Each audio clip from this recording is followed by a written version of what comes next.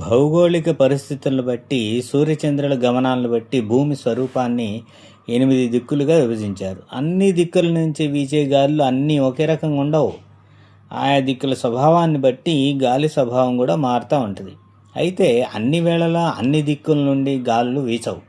ఒక్కో ఋతువులో ఒక్కో దిక్కు నుండి ఒక్కో రకమైన గాలులు వీస్తాయి. వాటి వల్ల మానవులు కొంత ఆరోగ్యము అనారోగ్యము కూడా కలుగుతూ ఉంటాయి. ఏ గాలులు అనారోగ్యమో ఏ గాలులు ఆరోగ్యమో తెలుసుకోవటం ప్రతి మనిషికి కూడా అవసరం. దక్షిణ దిక్కు గాలులు ముందుగా చూద్దాం. ఇప్పుడు మనకి ఎండాకాలం నడుస్తూ ఉంది. ఏప్రిల్ మే నెలలో వచ్చే వసంత మాసంలో దక్షిణ దిక్కు నుంచి గాలులు నెమ్మదిగా వేస్తాయి. వీటినే మలయ పర్వత గాలులు అంటారు. ఎందుకంటే మలయ పర్వతం మీదుగా వేచడం వల్ల ఆ పర్వతం మీద ఉన్న ఔషధాల సువాసనలు కూడా ఈ గాలులతో కలిసి వస్తాయి. ఈ మలయ పవనాలు తమ చల్లని స్పర్శతో మానవాళిని వేసవి తాపం నుంచి కాపాడతాయి. ఈ గాలులను ఆస్వాదించగలిగితే శరీరంలో త్రిదోషాలు హరించి చక్కటి ఆరోగ్యం చేకూరుతుంది. ఈ గాలిలో తీపి, చేదు, వగరు రుచులు ఉంటాయంటే ఆశ్చర్యం కలిగించక మానదు. ఈ కాలంలో అదే స్వభావం కలిగిన ఈశాన్య గాలులు కూడా వీసిస్తాయి.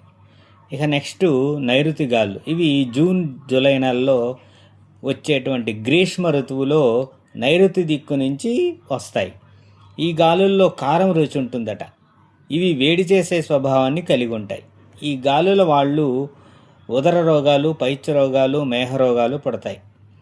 రక్త పిత్త రోగాలు కూడా పుడుతూ ఉంటాయి ఈ గాలుల వల్ల. ఈ నైరుతి గాలులు సకల రోగాలకి నిలయం. కాబట్టి ఈ జూన్ జూన్లో వచ్చేటువంటి నైరుతి గాలుల్ని మనం సాధ్యమైనంత వరకు పీల్చకుండా ఉండాలి.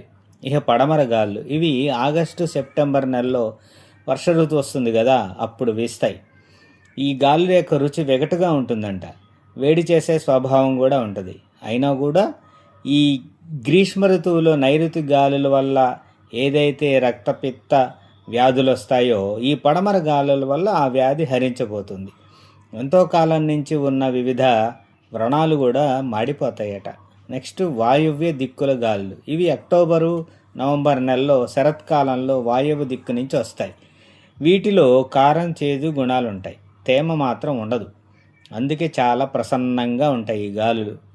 అయితే వాత వ్యాధుల్ని కలిగించటం సంభవం.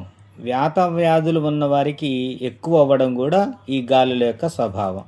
కఫరోగాలు, పైత్యరోగాలు తగ్గించి వంటిలోని మన శరీరంలో ఉండేటువంటి చెడు నీరు తొలగించే గుణం ఈ గాలుల్లో ఉంటుంది.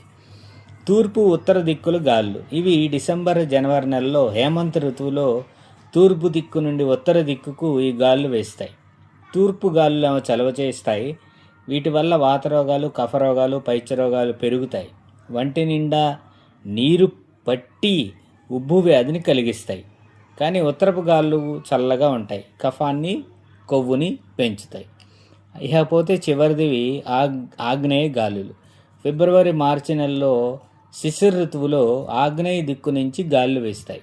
ఇవి కూడా అమిత చల్లగా ఉంటాయి. వాత వ్యాధుల్ని పుట్టిస్తాయి. ఉబ్బు రోగాలు, వ్రణాలు ఉన్నవారిని మరింతగా పీడిస్తాయి. కాబట్టి గాలుల్లో కూడా ఇన్ని రకాలు ఉంటాయని, ఈ గాలులను జాగ్రత్తగా మనం పైన చెప్పినటువంటి విధానం ప్రకారం చూసుకొని ఏ వ్యాధులు ఏ గాలుల వల్ల వస్తాయో చూసుకొని ఆ గాలులకి సాధ్యమైనంత దూరంగా ఉంటాం. ఏ గాలుల వల్ల మనకి ప్రశాంతత కలుగుతుందో, ఆరోగ్యాన్ని ఇస్తాయో ఆ గాలుల్ని మనం ఆస్వాదించడం అలవాటు చేసుకుంటే ఆరోగ్యానికి ఎంతో మంచిది.